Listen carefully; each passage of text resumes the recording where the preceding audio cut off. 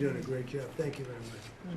Bobby, did you want to say something? You got a lot of things happening. A lot of things. A lot of very positive things, actually. Mr. President, I'm glad you're getting bipartisan accolades on the Mideast Peace Agreement. You should also get bipartisan accolades on the MFN agreement. It is a historic agreement that's going to benefit every hardworking American. It's going to lower the price of drugs for every American. By the time this administration is over, we will have 95% of the drugs in this country will be the lowest price in the world.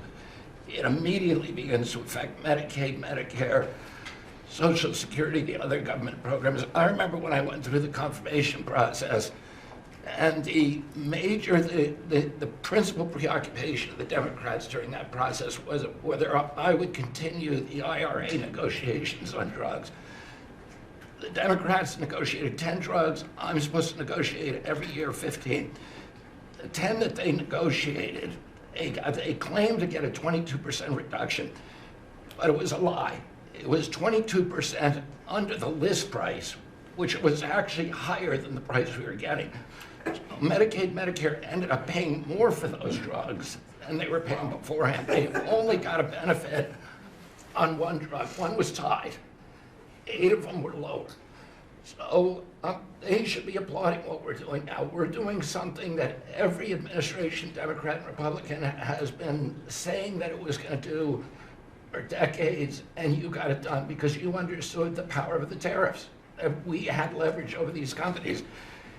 And you did it in a way which you asked us to do, to negotiate in a way that was not going to stifle innovation, that was going to make sure that those companies could bring their production home, and they are doing that. And it was a profound success. It will affect every American for 100 years. And you should be getting bipartisan accolades on that.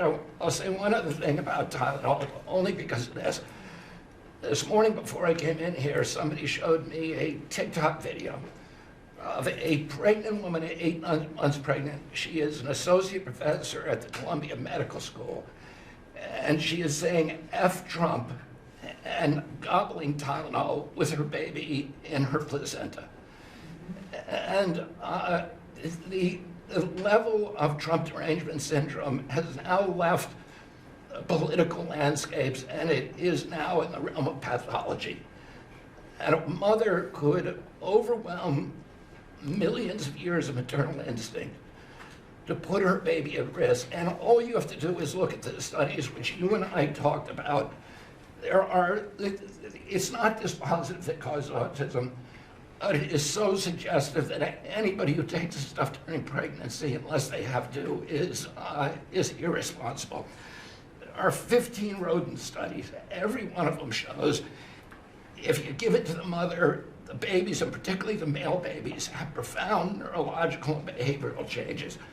There is a study from Johns Hopkins on cord blood where they divided women into 3 categories: those who had the least acetaminophen in their cord blood, and those who had the most. The ones with the most had 3.6 times the rate of autism in their children. The middle category had 2.2 times, so it's a dose-related response. And there are dozens of studies that show the countries that use the most have the highest level of autism. Cuba has the lowest level in the world of acetaminophen use, and it has the lowest autism rate in the world. So this is not dispositive. It is not proof. We're doing the studies to make the proof. But in the meantime, the precautionary principle should apply. And any mother who is taking this stuff during pregnancy just to get back at Donald Trump is doing something that is pathological.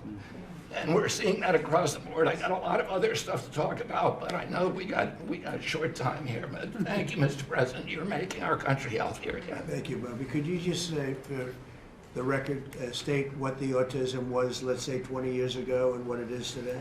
In 1970, the largest epidemiological study in history was performed. 900,000 kids were looked at. They were looking for autism in Wisconsin children. They looked at every child in Wisconsin who was 8 years old.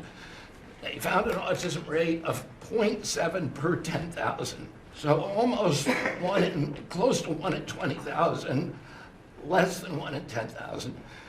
Today, the autism rates are nationally 1 in 31, but it's actually much worse than that because California, which has the best collection system, reports an autism rate of 1 in every 19 children, 1 in every 12.5 boys. This is a national security issue. There is nothing more important, and I'm grateful to you, Mr. President, because you know the flack that you take for even talking about this issue. You've shown courage and you've shown leadership, and I can't thank you enough for letting me do this work. Thank you. So think of that, 1 in 20,000, and now it's 1 in 12 for boys, 1 in 18, 19 for girls. So obviously there's something that's artificially, I think, induced, something, whether it's the vaccines in terms of these massive vaccines that are twice the size of a jar like that, of a glass of water like that, I mean, into a baby's body. And I've suggested get them in doses, get them in, maybe 20%, 30%, but smaller, not such a big, I think, that. Then we had certain recommendations, the MMR, take them separately.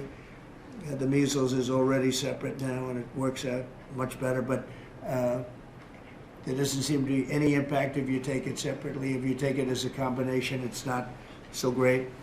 And some other things, but I would say don't take Tylenol if you're pregnant, and when the baby is born, don't give it Tylenol. You can avoid it at all, just don't give it Tylenol. I'll say this. Really, what do you have to lose? You really don't have much to lose. Yeah, go ahead. There's also there's many other confirmation studies. There's 2 studies that show children who are circumcised early have double the rate of autism. It's highly likely because they're given Tylenol. So, none of this is dispositive, but all of it is stuff that we should be paying attention to. But, there's a tremendous amount of proof or evidence, I would say, as a non-doctor, but I've studied this a long time ago. I met Bobby in my office 20 years ago. We were talking about the same thing 20 years ago. And I was a real estate developer. It bothered me that it seemed to be getting worse, but it's so bad now when you hear these numbers. It's not even really sustainable. I don't know how people do it, but there is some very strong evidence on Tylenol. In fact, at one point, I guess the company gave a warning. They still don't recommend it during pregnancy. That's the weird thing. They're not recommending it, and that's the company itself. So just don't take it. Don't take it. If you're a woman, don't take it, and don't give it to the baby when the baby's born, and I think that's going to have an impact. But I'd also get the shots in smaller doses. There are a few things, we gave a few things that just seem to be, and I think you'd get that number way back up. Think of it. You have 1 in 20,000, and now it's not even believable when you think that 20,000 drops to 12 children. So that's induced by something that's given or taken, and it should be able to be stopped. And you were talking about the Pennsylvania Dutch, you were talking about the Amish, where they don't take any of this stuff, and they have virtually none, right? They have no autism. So we're doing something very bad. Somebody's been given some bad things. Other countries, by the way, we have 82 vaccines that we give simultaneously. And I'm a vaccine believer, by the way. I believe in the polio vaccine. I believe in a lot of vaccines. But when you give 82 vaccines in a shot to a little baby that hasn't even formed yet, it's a lot of vaccines. And in Japan, they give a much smaller number. In Germany, they give a much smaller, like 28 vaccines. It's a lot too, but 28's a lot different than 82. So, but I would say on the Tylenol, don't take it, and that will be. I think it's going to be a big factor. I think it'll be a very good result, and I hope we're going to be able to see that result in the not too distant future. Because certainly, people have heard us loud and clear. That's why I bring it up again. That's why I asked you to talk about it. Because this is a horrible thing, and if you don't take it, I mean, you have to tough it through sometimes. There are other things you can do, but you have to tough it out. It's easy for me to say. but I think you're going to see numbers that will be it'll be so significantly improved, and maybe fully improved. I mean, there's something there, there's something going on, and we have to address it. And so I'm addressing it the best I can as a non-doctor, but I'm a man of common sense.